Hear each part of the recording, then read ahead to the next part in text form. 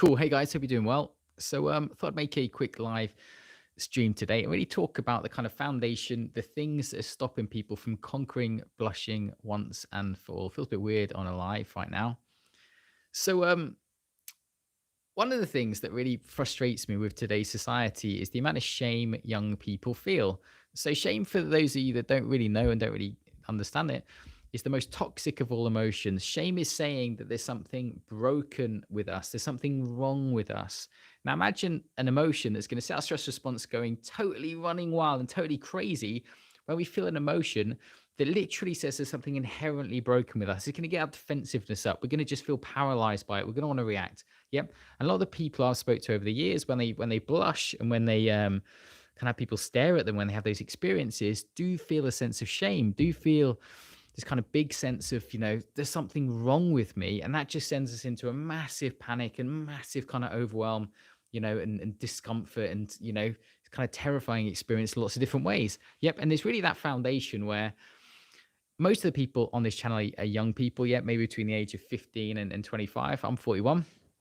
And one of the biggest challenges that we have in today's kind of weird society is that to feel good about ourselves, yeah, we need to have confidence and we need to have self-esteem. But a lot of us start off in life, yeah, when we're maybe 16, 17, 18, 19, 20, that we haven't done that well at school. They haven't progressed that well mentally, emotionally. We don't feel that good in ourselves. We haven't got that good of skills. And we don't really, and we're in a place, yeah, where our confidence is low and our self-esteem's low, and we tend to be triggered by shame fairly easily. Yeah. And then what we tend to lean the direction of, we tend to then just try and avoid experiences that make us feel shame, which kind of, leans in the way of blushing and how people experience it. A lot of people who blush, we tend to try and avoid all situations where we might blush. We tend to try and, kind of think about it in our head and constantly kind of in a hyper vigilant way, analyze it, think about, am I going to blush here? Am I going to blush there? Where am I going to go? Am I going to not hurt? Yeah. But we kind of tend to move in a direction where we don't really think about the kind of deeper cause of perhaps there's kind of other things in our life, as to why we feel that pain, as to why we feel that shame. Because I always ask people, so if you could stop blushing, or perhaps if you could, is great, but if you could blush but feel totally cool within every way, would you like that as well? And often people look at me strangely for a few minutes and then they think about it and then they're like, yeah, that'd be pretty cool as well, Paul. I'd be kind of happy with that.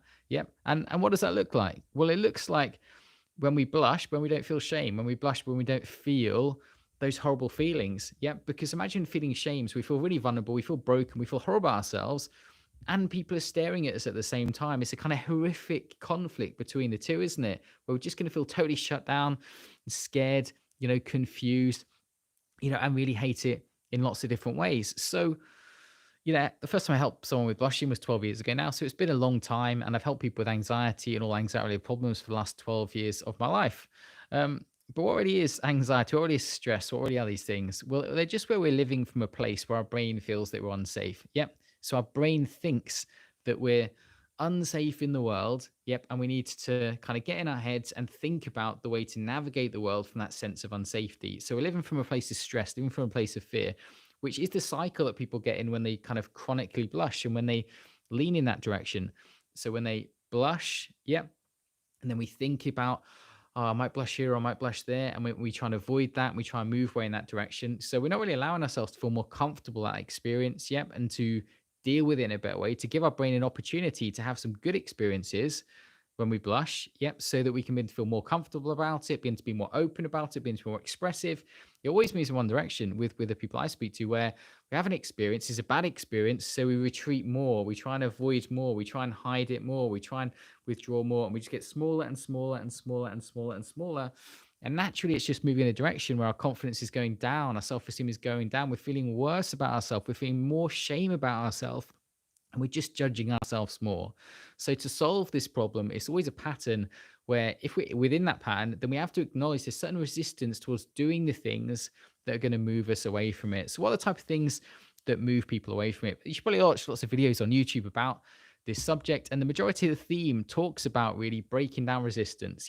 So with any insecurity, not blushing is just insecurity, with any insecurity, shining the light of day on an insecurity is what totally destroys it. The more we try and hide it, the more we try and move away from it, the more we assume it's awful when people see we're blushing and we try and hide, try and avoid, then the worse it will naturally become. But the more we shine the light of day on it and say, yep, I am, deal with it. Yeah. Or just express it in a way where we actually sometimes feel good when we blush, or feel strong when we blush, or feel expressive when we blush. Yep, then it gives our brain the opportunity so we can feel different feelings. We begin to break it down and it no longer becomes such a painful pattern.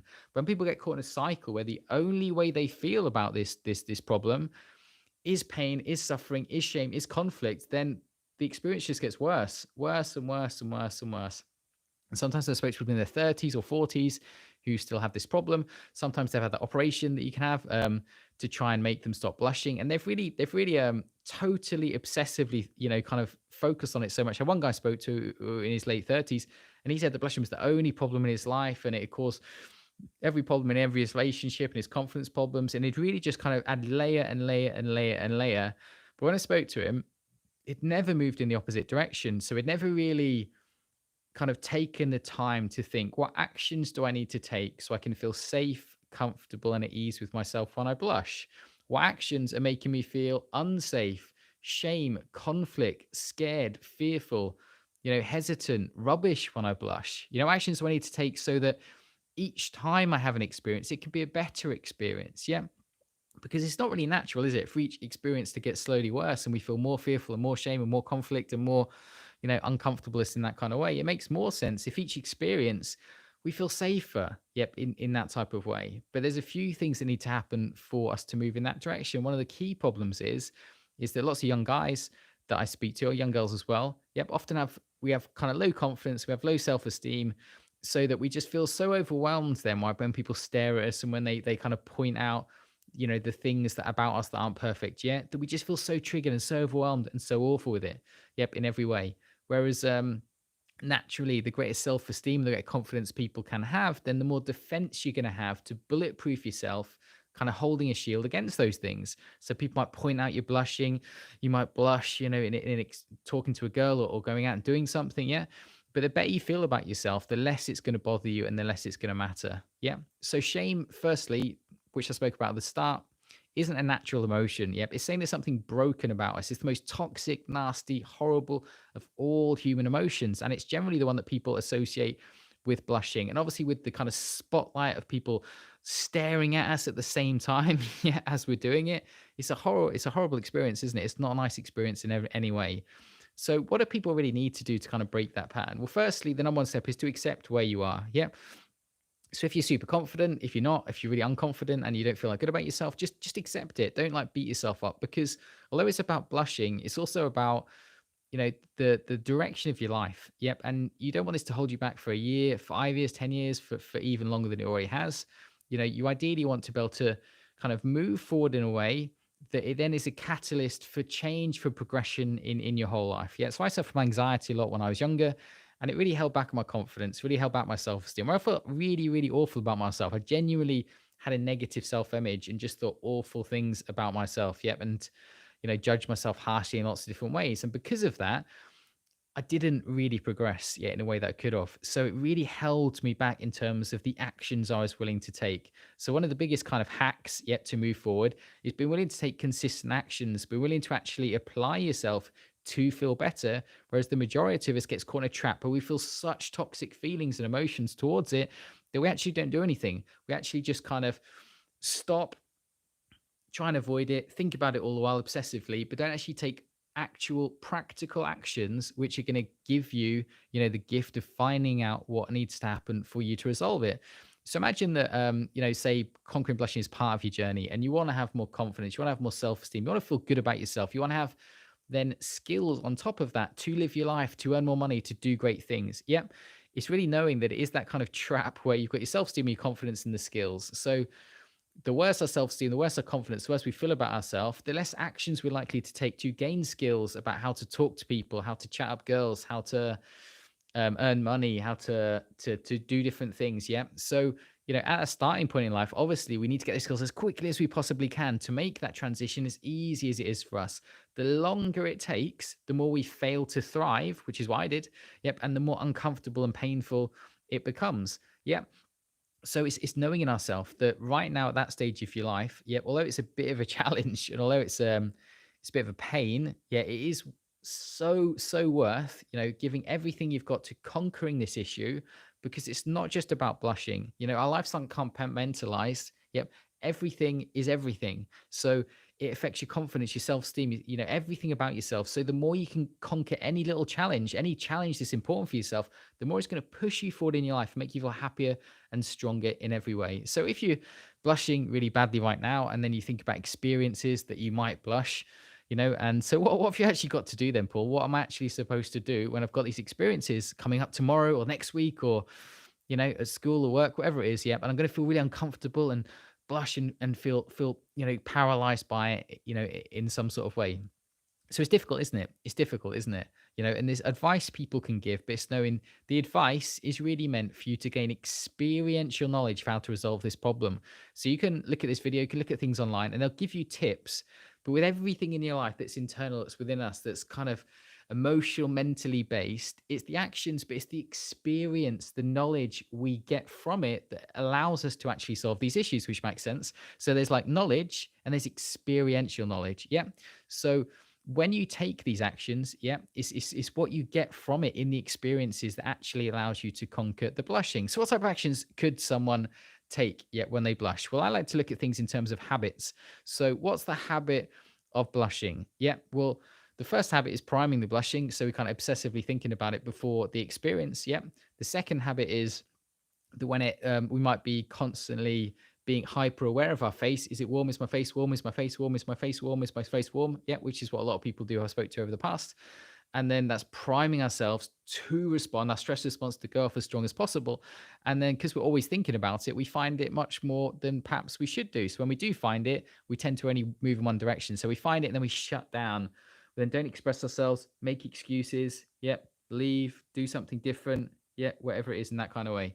And none of these things actually solve the blushing, do they? So they make us more comfortable in the moment, but none of them solve the blushing. So one way to solve habits is to, so imagine that habits, yeah, within our brain, one way to solve them is to do something on the opposing end of the scale. Yeah, because when our brain moves in that direction, if we do something a little bit different, then, it's still leaning in that direction, isn't it? But when we move something all the way over there, it's going to be much easier for our brain to kind of balance out that habit, if that makes sense.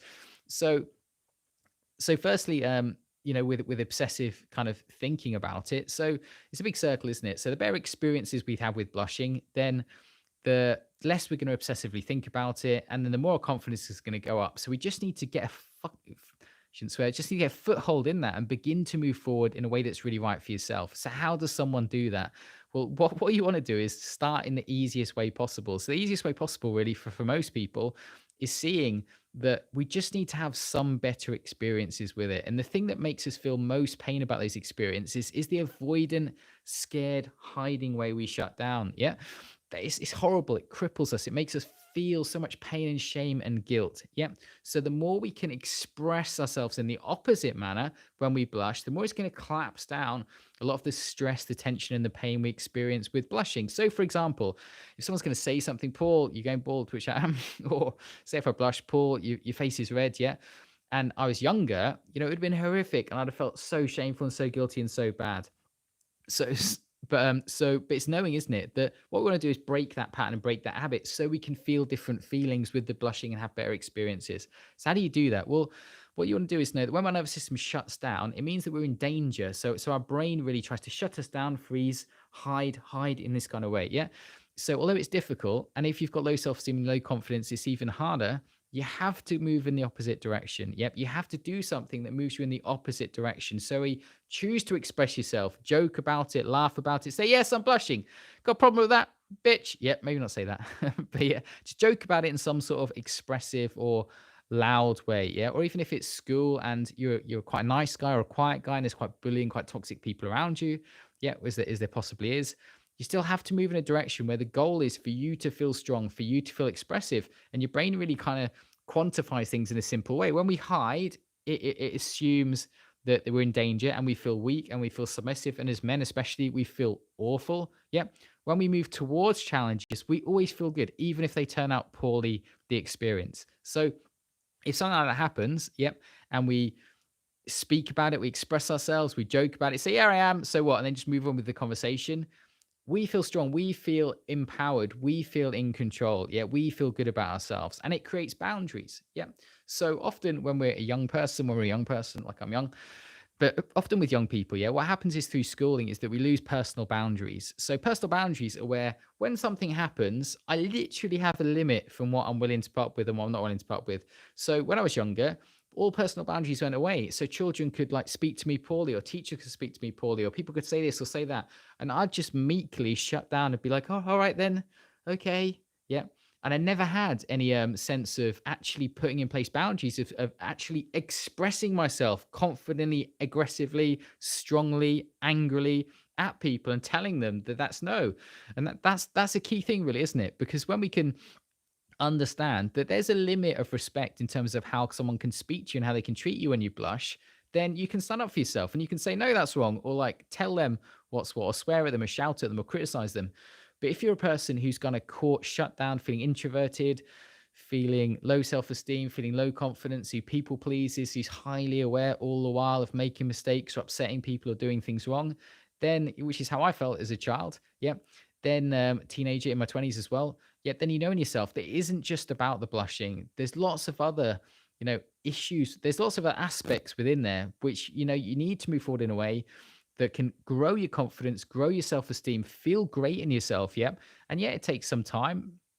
But blushing, if that's the core, most painful problem in your life, is the place to start, is the place that's going to give you the most bang for your buck. And so you have the choice of avoiding these experiences, but it will only make things worse, or embracing these experiences, yeah, but you'll be able to grow stronger. And obviously, there's some balance to that, in terms of if you're stressed or if you're anxious, don't do things that trigger you or that are really, really horrible. And don't blush around really toxic. I know it's easy to say, but don't spend time, like I wouldn't spend any time at all, not even a second, around really toxic, really horrible, really triggering people. So if those people are at your workplace or are at school or are where you live, don't spend time with them, be away from them. And with those people, you can react differently towards. You can just walk away and ignore them because they're not going to help you in any way at all whatsoever.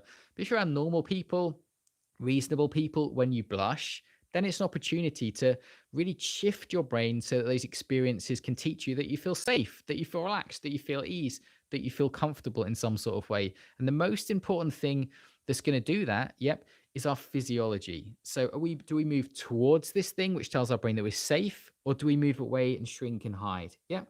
So does my voice drop? Does my eyes drop? Does my face like go into concern? Do I feel this way? Do I try and hide? Or do I say, hey, yeah, that's right, I'm blushing. Yeah, go for it, bro. Yeah, and move in that direction, which I know is difficult. I'm not saying it's easy. Yeah.